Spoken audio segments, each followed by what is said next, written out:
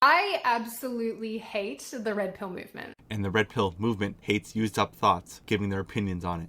And as time has gone on and this movement has grown in size and in popularity, what is becoming more and more clear to me is that predatory people, predatory leaders at the top of this movement are taking advantage of the fact that there's a lot of really, really lost men in society who do require direction, who do require role models, who do require some assistance when it comes to courting the opposite sex and having happy, healthy relationships with the opposite sex.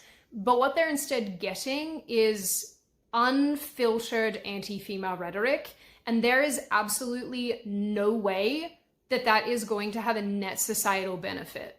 No way. She is right, there are tons of grifters in this space, but just like her and the normies, that's all they see. The real people interested in helping men get banned, shoved underneath the algorithm, or silenced. The real people you have to dig for. These people she's talking about are the ones that get pushed up to the top because they're clowns, and that's what the powers that be want you and the normies to think that's what the red pill is. Just goofy guys selling you $1,000 courses that basically just equate to go to the gym, or telling you hoes bad while you're simultaneously dating and impregnating them. And on the other side, you had the Matt Walshes and the Ben Shapiros telling you 1950 advice like, have you tried wearing a clean shirt and showering? It's funny that she thinks that these red pill guys are such a net negative to society. When you know what's really been a net negative? Feminism, women voting. That has brought way more societal destruction than any red pill grifter could ever bring. But once again, Dr. Sydney Watson just wants to ignore the facts.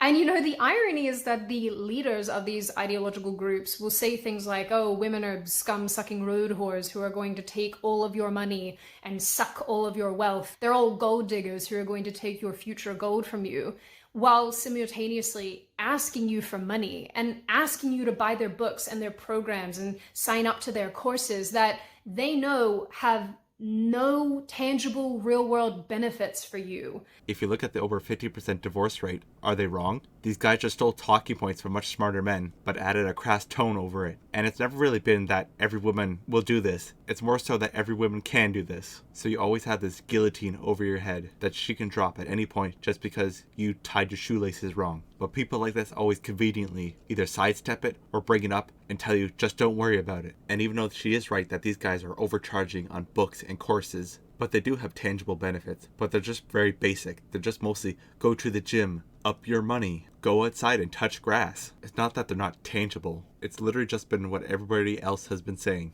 What's not tangible about getting fitter, making more money, or going outside? What you really have a problem with is that they're doing it for themselves and not you, or the attention of some thought. But you're hiding that fact in this video because you know the normies won't do any of their own research and will just clap and comment along, gassing up to take down the manosphere, while thinking, Sydney, touch peen now?